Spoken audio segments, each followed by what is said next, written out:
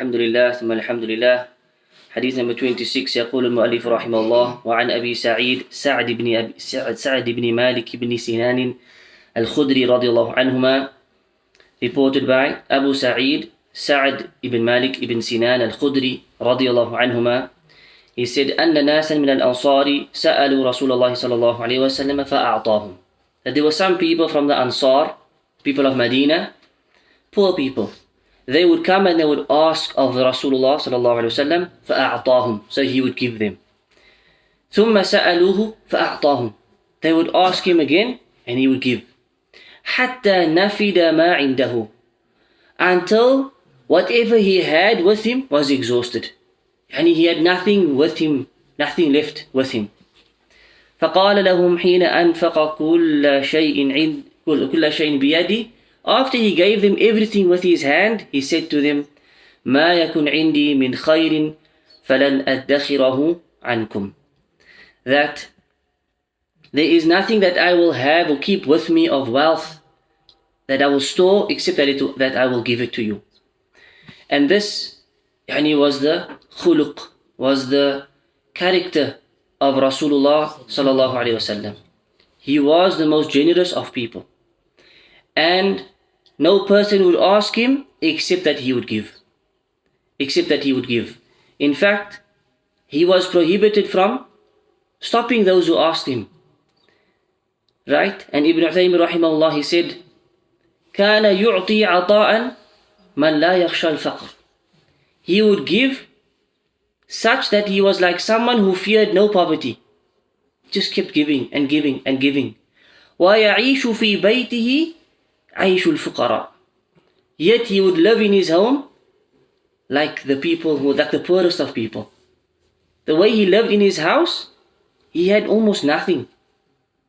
In fact, like some hadith said, he would ربط على بطنه الحجر من الجوع. He would tie a rock over his tummy because he would suffer from hunger. And Aisha radiallahu anha, she says that days would come by and they would have no food. Weeks would go by and they would have no meat.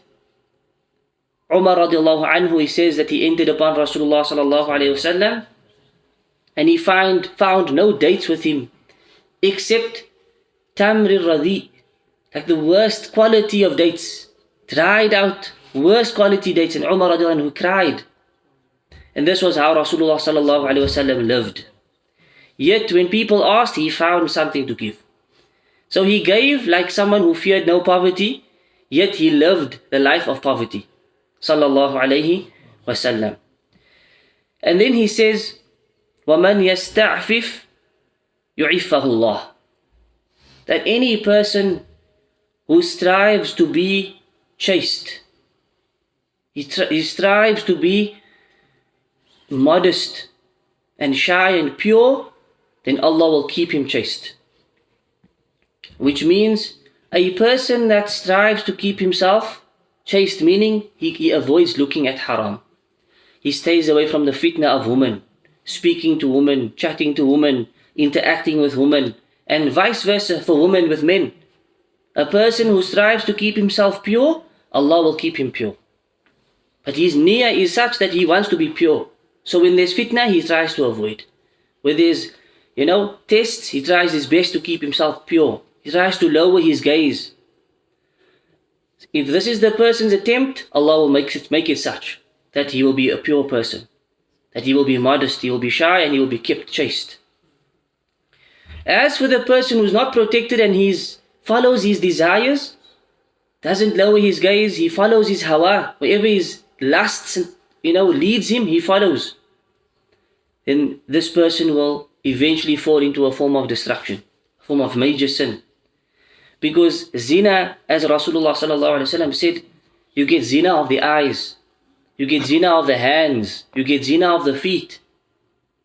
These are all forms of zina, which leads a person eventually to the big zina, to the big immorality, the zina of the private parts. And that's why Allah Azza wa Jalla said, وَلَا تَقْرَبُوا الزِّنَا. Don't even go close to that zina, the big zina. Meaning, avoid the small zinas, the zina of every body part. So this is what happens. So when a person, he keeps himself chaste, Allah will keep him chaste.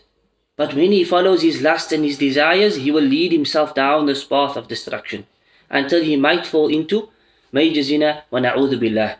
We ask Allah subhanahu wa ta'ala for protection.